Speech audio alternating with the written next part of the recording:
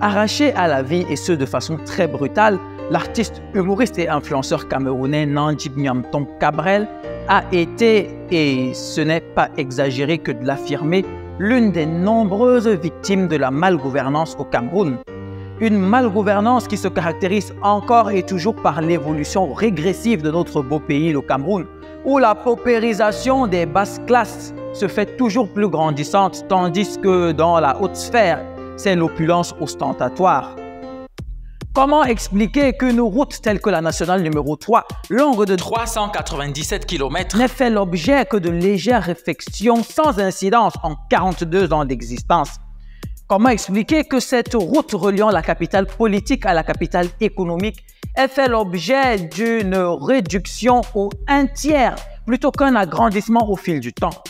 Comment concevoir cette réduction ubuesque quand on sait qu'à l'époque de la création de cette route, le Cameroun comptait environ 8 millions d'habitants avec un parc automobile oscillant entre 125 et 150 000 véhicules et qu'avec l'évolution normale des choses, la logique était de telle sorte que ces chiffres se décuplent par la suite.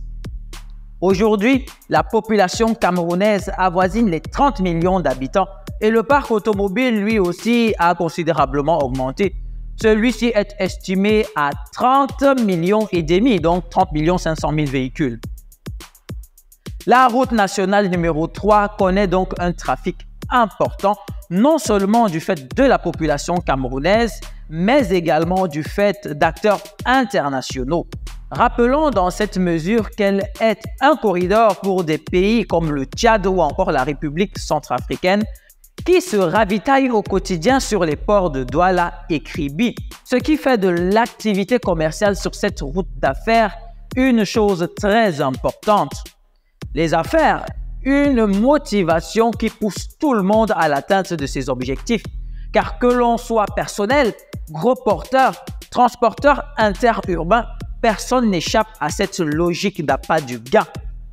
Chose qui parfois malheureusement peut se traduire par des dépassements hasardeux et excès de vitesse malgré l'étroitesse de cet axe lourd où chaque tentative de dépassement est un risque probant de collision.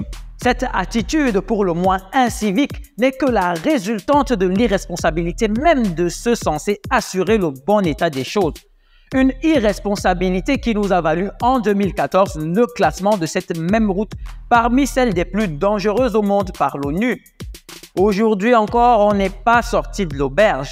Au regard bien évidemment de faits et statistiques, 80% des accidents relevés sur cette route sont dus aux collisions parce que tout le monde est pressé.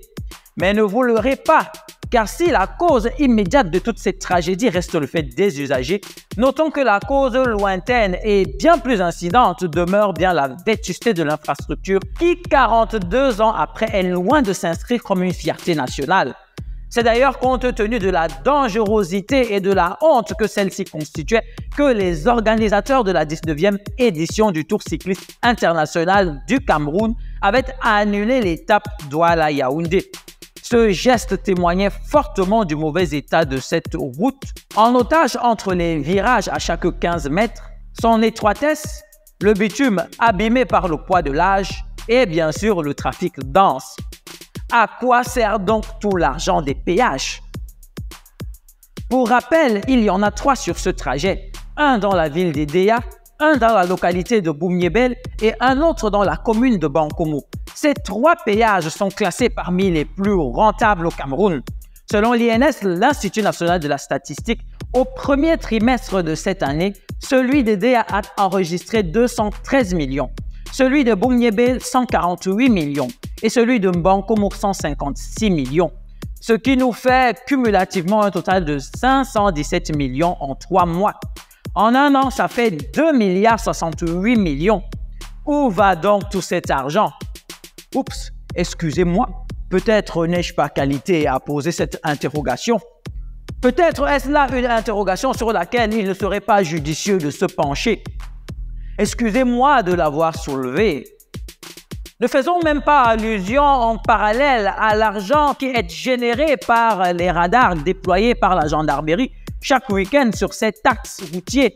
où un seul flash est taxé à 25 000 francs et ce sans discussion. La route nationale numéro 3 génère beaucoup d'argent et paradoxalement tue beaucoup trop de Camerounais par manque d'entretien. Face à tout cela, que fait le ministre des Transports, me direz-vous? Eh bien, celui-ci se bat comme il peut pour sensibiliser les automobilistes. Mais que peut la multiplicité des mots face à l'urgence d'actions concrètes pour l'amélioration efficiente de cette infrastructure?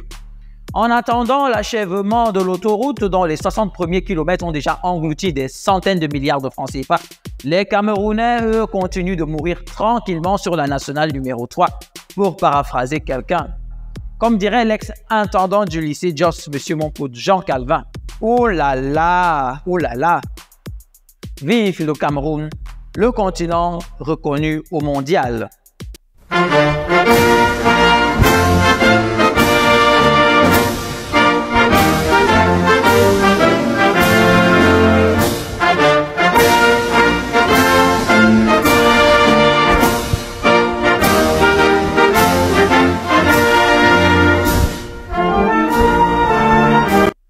Abonne-toi, commente, like et partage.